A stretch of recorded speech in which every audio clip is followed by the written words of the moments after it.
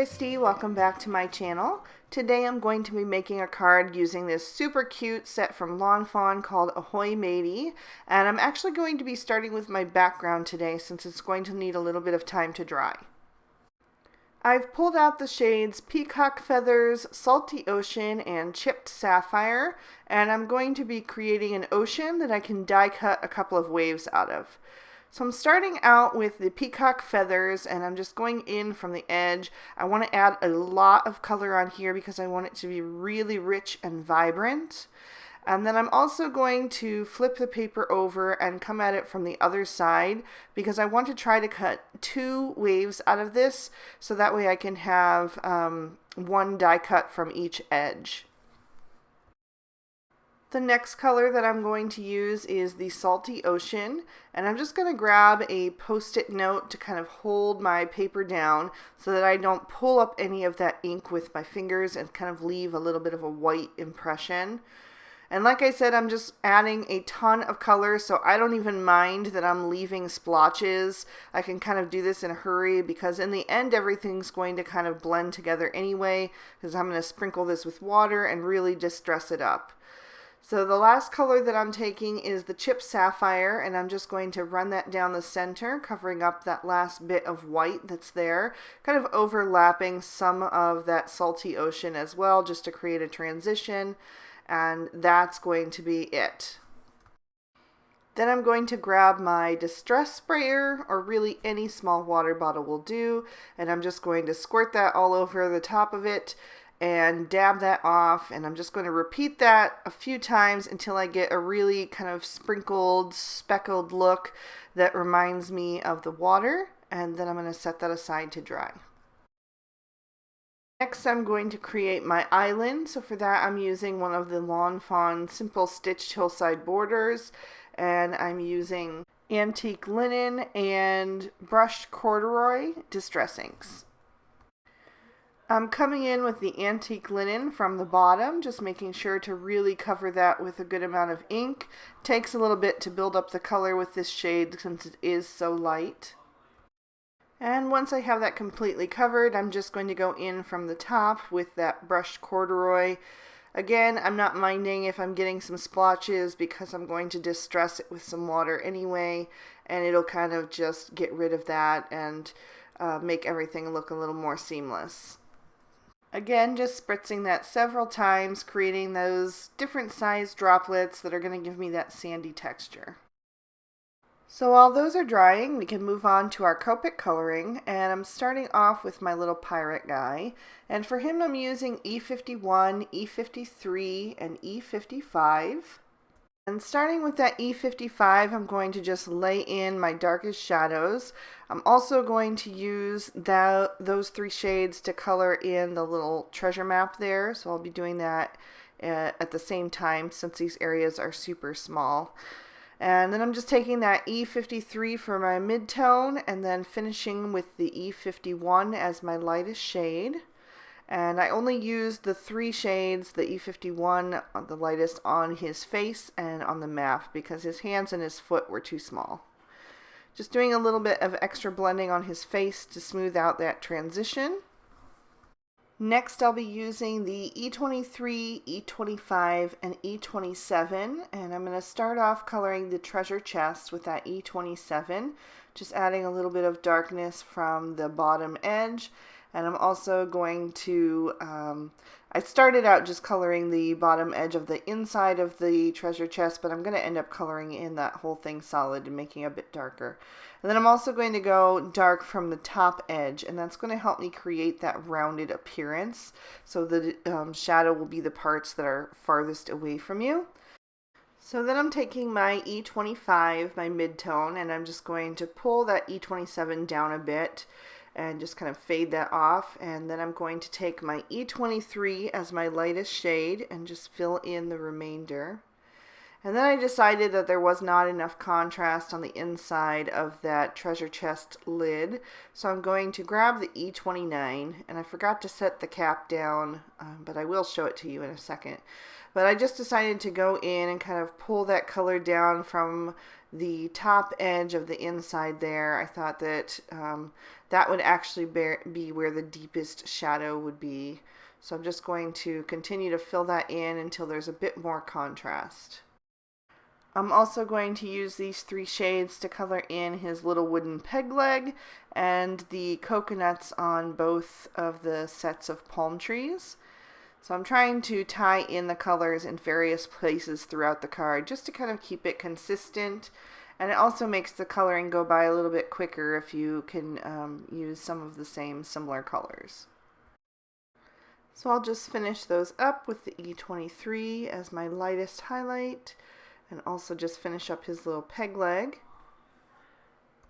And then we'll move on to our gold coins, and for those I'm using Y32 and Y28. I find this combination works really good for when you need a gold color. So I'm using the Y28 as my darkest shade, and I'm just kind of giving each of these little coins kind of a little highlight, and then I'm also going to use it for his blonde hair. And then I'm just going to fill in with the Y32 so that they have a nice little glow.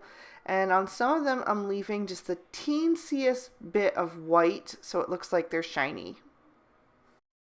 And then I'll also use those 2 shades on the little parrot's beak. For his pirate hat, I'm using C5, C7, and C9. And I'm starting again with my darkest shade, the C9, and I'm just laying in the shadowed areas on the bottom of the hat, just coloring very carefully around that little skull and crossbones because I don't want to get any color seeping into that white area. I'm just going to leave that white. So then I'm taking the C7 and just bringing that color up a bit and then filling in the rest with the C5, kind of keeping that highlight right on the top because that's where the sun would be shining. I'm also going to color in his little vest with those 3 colors, and also the iron slats that are kind of holding that treasure chest together. Those are also going to be colored with those 3 shades. So again, just starting darkest to lightest, filling in with the mid-tone, and then finishing everything off with that lightest C5. I could have added a little bit more of a lighter color like a C3 to make that a little bit of a lighter metal, but I thought this dark color would be fun for something different, and it just looks a little bit more oxidized, a little bit more antique, and I thought it would fit for being out on the ocean. I forgot to mention I also did stamp the shark fin from the little mini set Donna. And for that, I will add the C3 in because I didn't want it to get too dark. So that is just the C7, C5, and C3. And then I'll just finish up his little vest. For his pant legs, I'm going back to my original combo that I used for his skin, which was the E51, E53, and E55. And I'm also going to use that to color the trunks of my palm trees. And I'm just going to be sure to use a little bit more of those darker 2 tones, the E55 and the E53, so that it doesn't look exactly the same shade as the skin tone. So we still get some variety even though we're using the same color combination. For the palm leaves and the parrot, I'm going to use YG05, YG07, and YG09. And I am starting with that YG09, and I'm just flicking in some color on those palm leaves really close to the base of the trunk. So that is where the color is most concentrated. And then I will bring that out with the YG07. Just kind of continuing to flick out that color and then finishing with the YG05 as my highlight so that they have some nice brightness on the edges. For the parrot, I'm using those same 3 shades, just using the YG09 towards the base of his tail and the back of his body, and then using that YG07 to kind of fill in the middle portion of his body, and then leaving the YG05 for his face. For his shirt, I felt like I needed a nice bright pop of color, and the complementary color to green is red, so I decided to go ahead with my favorite red combo, which is R29, R39, and R59. So I started with the R59 at the bottom, just brought that color up with the R39, and just filled in the rest with the R29, which is that nice bright red. And that's going to finish up our coloring. There's that Nunna stamp set that I mentioned that I used that fin from. Now that my island is dry, I can go ahead and stamp my sentiment on it, and I'm using Lawn Fawn's Walnut ink to go ahead and stamp that down into place. I am going to ink that up twice just to get a really nice, dark, crisp impression. And then I can just set that aside. Also going to stamp the inside of my card base while I have my Misty out. So I'm using the pirate ship and an additional sentiment and 2 little waves from the Ahoy Matey set. And I actually got a good impression the first time, so I just left it at that. Now I'm going to take that ocean background that we distressed at the beginning, and I'm going to die cut that using the Ocean Hillside pop-up add-on dies, and it's going to give me those 2 pieces there. Because I'm going to have 2 additional layers already on my card, I decided to go ahead and use the actual card base for my sky background. So I'm taking a little bit of tumbled glass distress ink, and I'm just sponging that in from the sides, being sure to leave some white areas so that it's going to kind of give the impression of a cloudy sky. I really don't want this to be perfect. And then I'm just going to give that a little quick spritz as well to kind of distress that just a bit so that it matches with the rest of our pieces.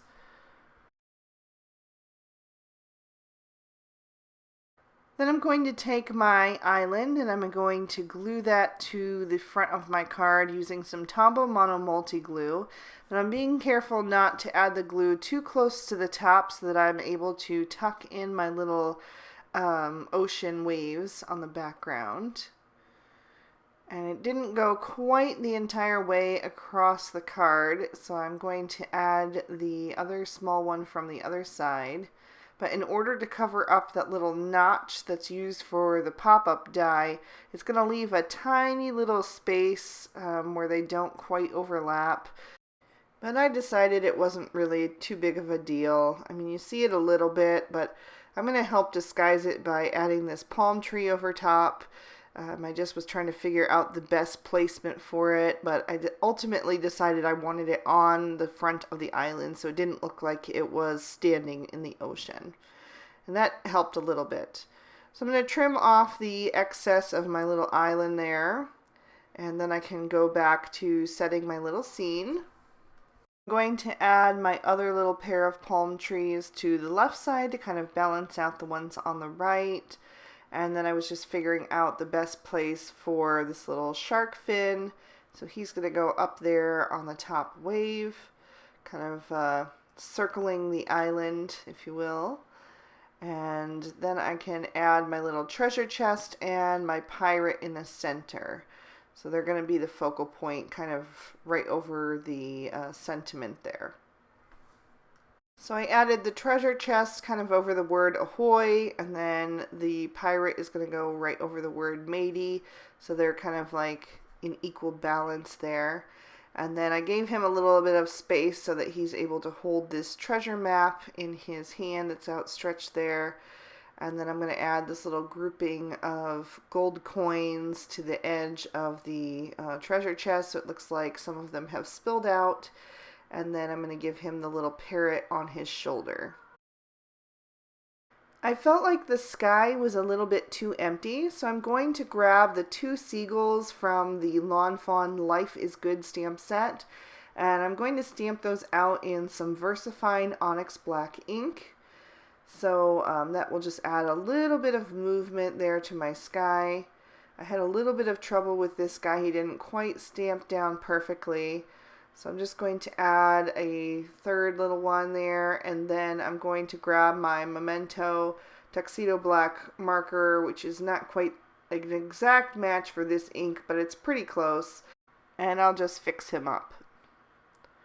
So my last step is that I'm going to take a little bit of glossy accents and just add a bit of shine to the gold coins that are in the treasure chest, and also to the ones that are laying there on the sandy bottom. And then I also decided to give a quick coat to the coconuts in the palm trees. And that is going to complete our card for today. I hope you guys enjoyed. There is a quick peek at the inside of the card there.